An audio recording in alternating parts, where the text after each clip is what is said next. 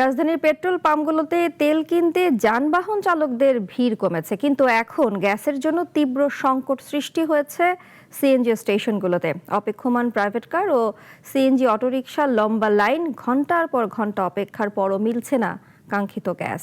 বিস্তারিত রেজা রাব্বির প্রতিবেদনে।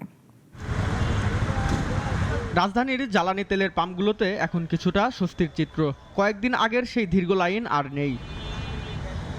পাম্পে ঢুকতেই তুলনামূলক কম সময়ে তেল নিতে পারছেন মোটরসাইকেল ও প্রাইভেট কার চালকরা। ভালো লাগছে বিষয়টা, কষ্ট করে দাঁড়ায় থাকতে লাগছে না। আগে তো দীর্ঘ সময় দাঁড়ায় থাকছি। এখন তো আসলে আগে যেমন কর্মস্থলে যাইতে অনেক সময় লাগতো, এখন একটু কম লাগে। এতে ভালো, অবশ্যই ভালো।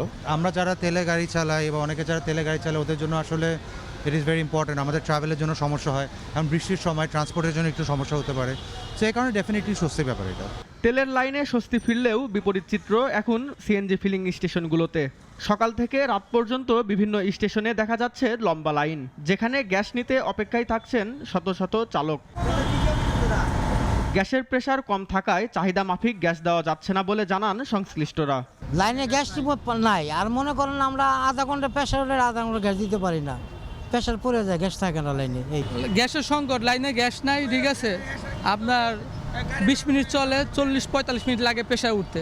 গ্যাস থাকলে প্রেসার তুলতে সময় লাগে তো 15 থেকে 20 মিনিট হাইয়েস্ট, আর গ্যাসের অভাব সংকট এই কারণে লাগে 40 মিনিট, ডাবল সময় লাগে। ভুক্তভোগীরা বলছেন কয়েক ঘন্টা লাইনে দাঁড়িয়েও মিলছে না কাঙ্ক্ষিত গ্যাস।